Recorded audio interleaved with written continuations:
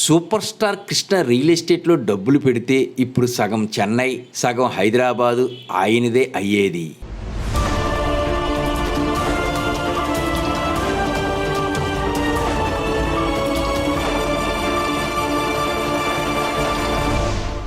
Super star Krishna టాలీవుడ్లో daring and dashing అనే దానికి కేర్ ఆఫ్ అడ్రస్. ఆయన నటుడుగానే కాదు, నిర్మాతగా, దర్శకుడుగాను డేరింగ్తో ముందుకెళ్లారు. అనేక విజయాలు సాధించారు. బోలా మనసుకి care of super star Krishna. సినిమాకి సంబంధించిన అనేక కొత్త ట్రెండ్స్ని సృష్టించారు. కొత్త టెక్నాలజీని పరిచయం చేశారు. అదే సమయంలో ప్రొడక్షన్ పరంగాను విప్లవాత్మక మార్పులు చేశారు. ప్రొడక్షన్లో మొదటిసారి నాన్ వెజ్ పెట్టింది కూడా కృష్ణనే కావడం విశేషం.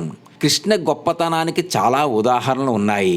ఇదిలా ఉంటే సూపర్ స్టార్ కృష్ణకి సంబంధించిన ఒక ఆసక్తికర విషయం బయటకు వచ్చింది. ఆయన తలుచుకుంటే శోభన్ బాబును మించిన కోటీశ్వరుడు అయ్యేవారు.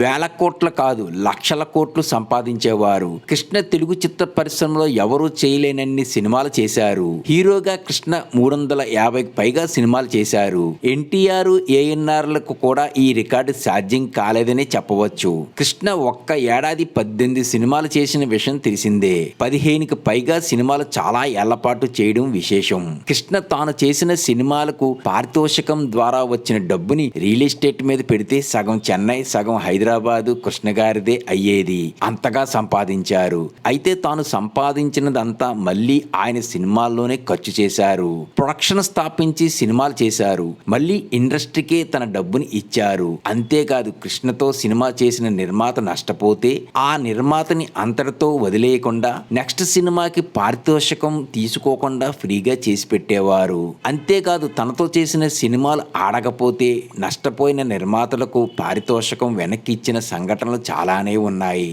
ఇలా కృష్ణ గారు ఎప్పుడూ డబ్బుని లెక్క చేయలేదని, నిర్మాతలు బాగుండాలని చూసుకున్నారు.